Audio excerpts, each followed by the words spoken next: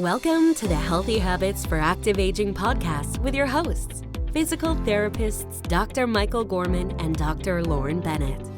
This podcast will discuss a variety of health-related topics focused on educating the aging adult, allowing for an active lifestyle no matter the age. Don't forget to rate, subscribe, and share. Enjoy the show. Hello, and welcome to today's episode of the Healthy Habits for Active Aging podcast. I'm your host, Dr. Michael Gorman, and I know that you guys are truly expecting Dr. Lauren Bennett to be on the other side here, but Lauren's been working so hard that I decided to give her a night off from this. So tonight we're very honored because tonight we're bringing in our very first guest on our podcast. And we're going to be doing this periodically and bringing in some good medical professionals and to just share some real quality information. So tonight we have Dr. Manish Suthar. I personally have known Dr. Suthar for probably, 20 years, 21 years. We were both much younger at that point in time. And I have known him and I have admired his work and his practice throughout the years. And I can think of no better guest to be our first guest on our podcast. And I'm going to, first of all, I'm just going to let Dr. Suthar introduce himself and just tell you guys a little bit about himself. Welcome, Dr. Suthar. Thank you, Mike. As you know, I respect your work. Everything you touch is golden and the highest level of quality. So when you had the opportunity to meet with you and talk with you and Lauren, I thought, what a great way to help. And so I'll start off by I'm raised and grew up here in St. Louis, Missouri. My origin is Indian. My family actually moved here when I was 4 years old. And we traveled in different states for a while, but then ultimately settled in St. Louis, Missouri, and went to Pattonville High School, graduated from there. That's the common question everybody asks you. And then I started school at Washington University, did my pre-medical school there, did a year of research at Jewish Hospital there. And then after graduating Washington University, went to Mizzou, University of Missouri for medical school. And so I've been in the Midwest for many, many years, and that's sort of my home. Now, back when you were in college at Mizzou, was our football team decent or were we terrible? Because when I was there, it was terrible. Well, it wasn't very good. I was more of a basketball fan, and I know we were in the Big 12 at that time before we switched divisions, but basketball was my love at that time, at least with Missouri.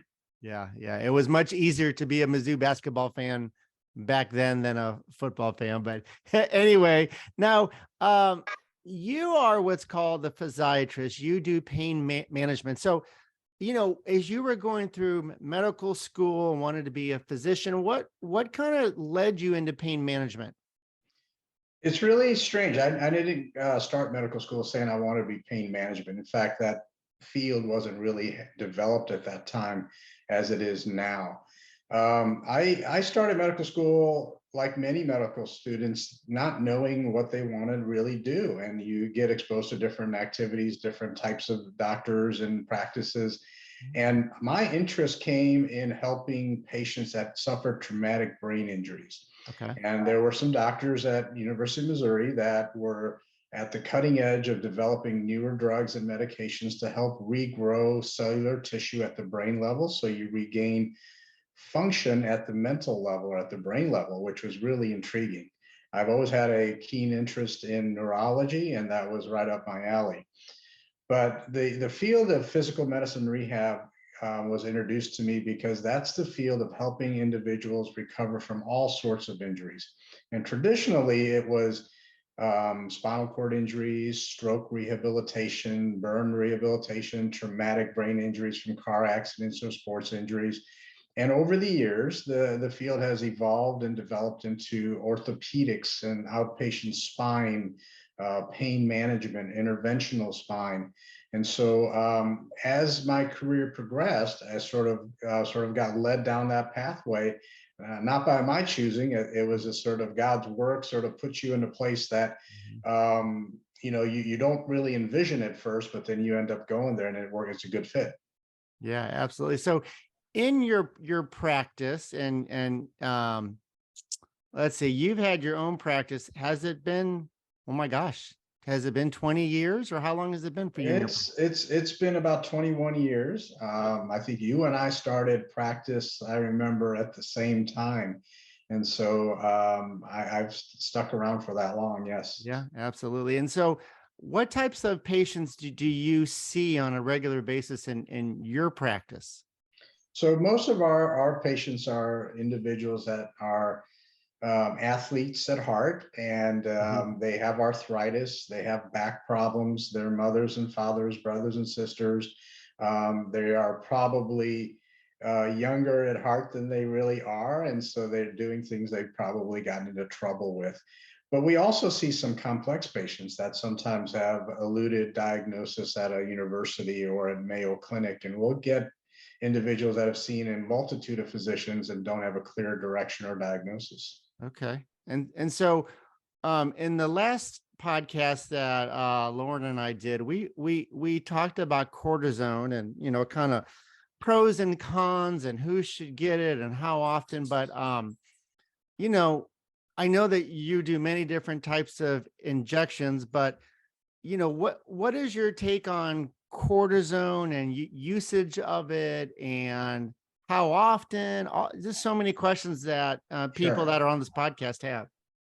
Well, that's a big question, and I'll try to piece it in individuals segments here. First of all, anything overutilized is not good.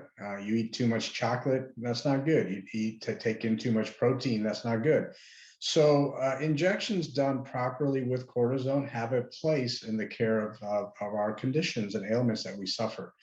For example, in the spine, because we have essentially a bony cage, when there is a problem like a disc herniation and any little bit of inflammation that develops, that inflammation causes compression on nerves. And the nerves not only cause pain, but they control our function. And so you can get neurological damage. So in the spine, it's very critical. If you have a spinal condition, sometimes cortisone is the best way to reduce that inflammation and reverse neurological damage. If we move over to an extremity or a knee, for example, we are learning all the time that cortisone and medicine evolves and doctors learn and universities learn what's appropriate. And maybe 5 years ago, doing 3, 4, 5 injections in a knee was appropriate. But now the recommendation is usually 2 or less. And the belief is that too much cortisone in the knee can cause cartilage damage to accelerate further. And so there's sort of a reversal. How often do you use it? So the current status is about 2 times a year in the knee. Other extremities, there's a little bit more leeway because you don't have the same cartilage concerns. Okay, got it, got it. And so when a patient is receiving an injection, Lauren and I were talking about this, and I don't know that it happens very often anymore, but um, our feeling is that a cortisone injection combined with physical therapy, as opposed to just getting a cortisone shot, is so much more helpful. When after a patient gets a cortisone injection, how long do they typically have to rest or wait before they can become active, whether that includes physical therapy or not? So that also depends on the location of the injection, Mike. So um, let's break that up again: spine and other orthopedic conditions like the knee and the shoulder. First of all, we don't start with injections off the bat. I'm a big fan of physical therapy. That is the first step, and that is the middle step, and that is the after step. Um, if we just did injections, I have not cured a single person with injections alone. I mean, I've helped people, and with God's help, we've helped people never require more treatment, but I didn't really fix them. I'm a strong believer of you've got to correct what created the problem in the first place. And that's where therapy comes in. You have to correct behaviors, you have to correct weaknesses, instabilities, and maybe too much flexibility in certain areas of the body. And you have to correct these imbalances so that when we do the injections to help people get out of their acute pain, it's going to stick. Otherwise, there's a greater chance that everything's going to come right back. And Mhm. so to answer your question about spinal injections, I usually recommend a day of rest. They come in, they'll get an injection, and we say if you're working, take the day off. If you're able to just rest, relax for the day as if you have a little cold, and don't do a whole lot. The very next day, they can resume any activity that they want to. With certain extremity injections, or if I'm injecting near a tendon, for example, a rotator cuff tendon, I will suggest relative rest for 3 days. So if it's their shoulder, I'm going to say don't throw the ball overhead, don't lift anything overhead, avoid jerking your arm. Same way with the knee. If we inject the knee, I'm going to say for 3 days, just make sure you don't accidentally step into a pothole where your knee can be jerked or your hip can be jerked. And so there's some relative rest with that, but they can start physical therapy within the next day. Okay. Okay. And then one, I guess it's not an injection, but a procedure that I'm hearing more and more of in the last couple of years is a radiofrequency ablation. And I think it'd be good because there's some confusion about what that is, how long it lasts, and you're going to burn nerves. Tell me. So can you talk just a minute about a radio? And it is right. It's called a radiofrequency ablation. Yes, it's also abbreviated RFA, or some people just call it an ablation.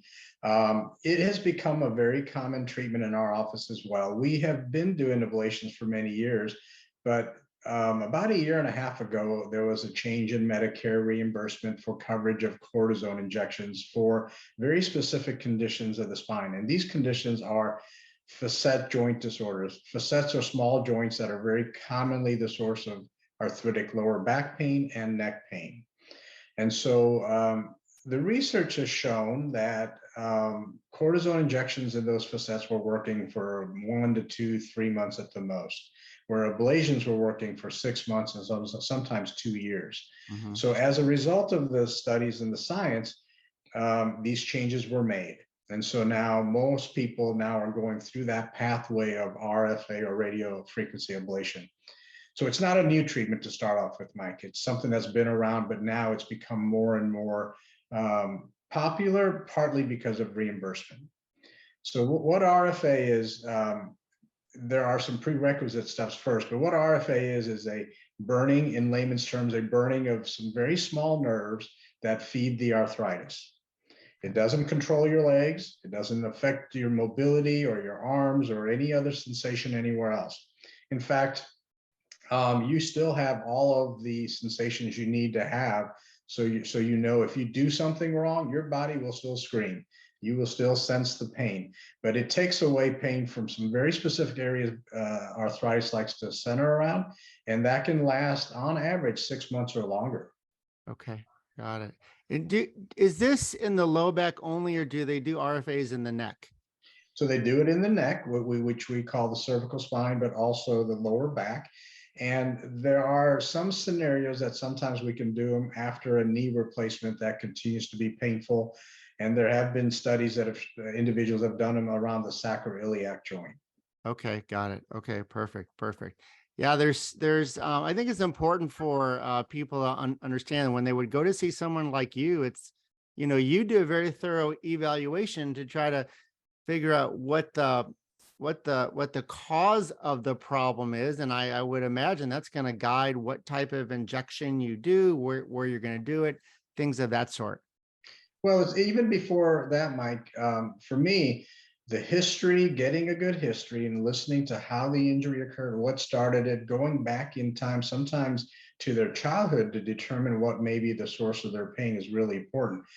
So then once I've determined that, or got a good handle on it, the x-rays and MRIs just reinforced my theory and confirm what I'm looking for, as well as rule out other things that I want to eliminate as a possible diagnosis. Then what I usually do is my first step is I pair up the presumed diagnosis with the therapist that's skilled to do this. And when I worked with you, Mike, quite a bit over the years, it didn't matter what the diagnosis was in terms of orthopedic or spine. I knew you were going to be able to handle that. But as you know, not all therapists are equal. And sometimes some therapists are powerfully good in one area and not so good in another area. So over the years, I make sure we pair them up with the right therapist as well. I feel like I need to put a $20 bill in the mail for you or something for that comment. Thank you, Dr. Suthar. Well, it's genuine, my friend, because I think you're one of the best out here. So Thank you. you do good work. Thank you very much. So just a couple more questions for you.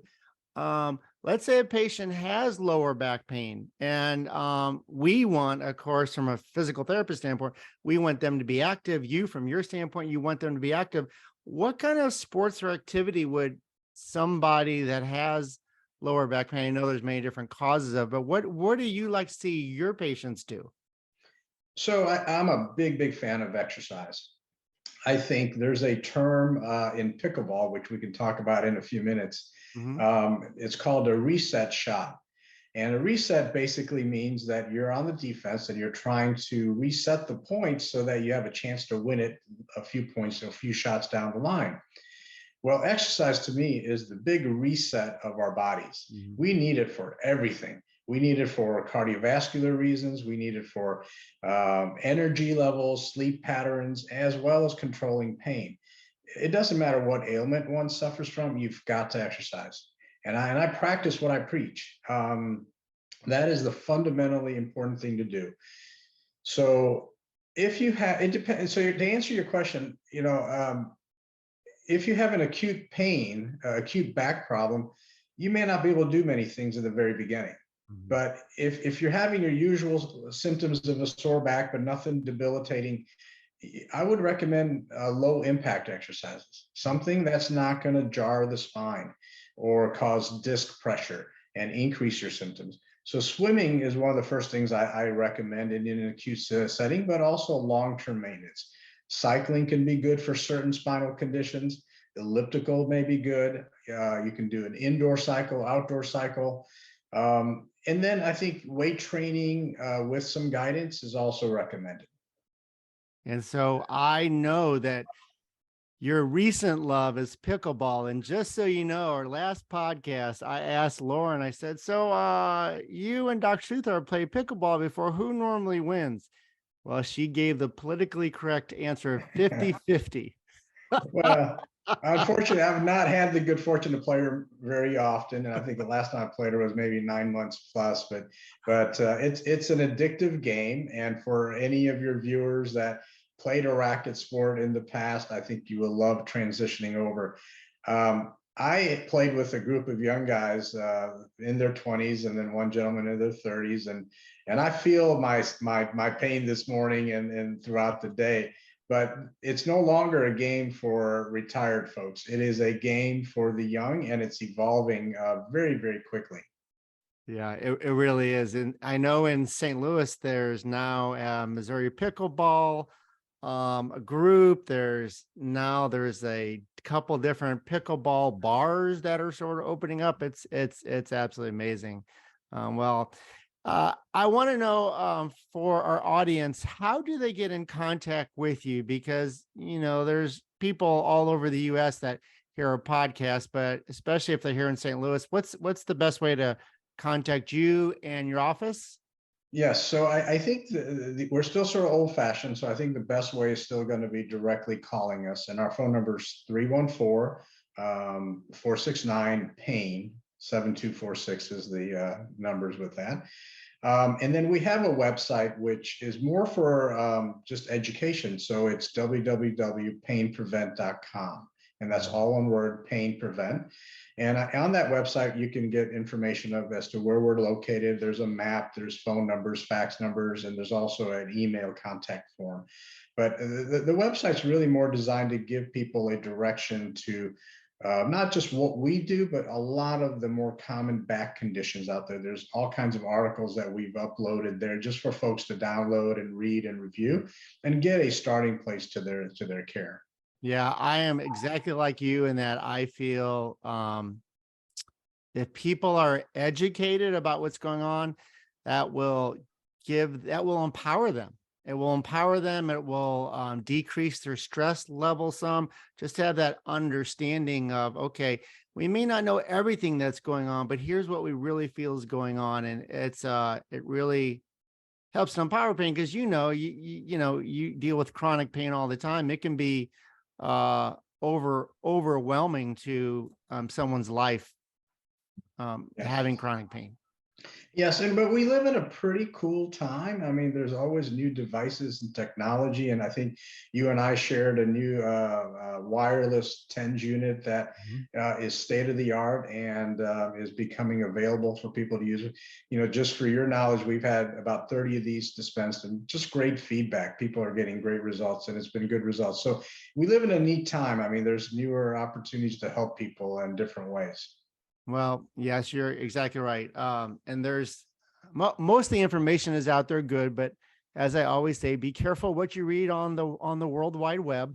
I agree. But anyway, we're very grateful for your time. We don't want to keep you anymore. We know you have a family that you have to keep track of, but thank you for being a part of our podcast, and you're welcome back anytime. You're welcome back anytime. Well, thank you, Mike. Soon enough, I'll take you out to the pickleball court and we'll catch up there. Oh, that might be embarrassing for me. Now, I love ping pong. If I'm good at ping pong, will I be good at pickleball?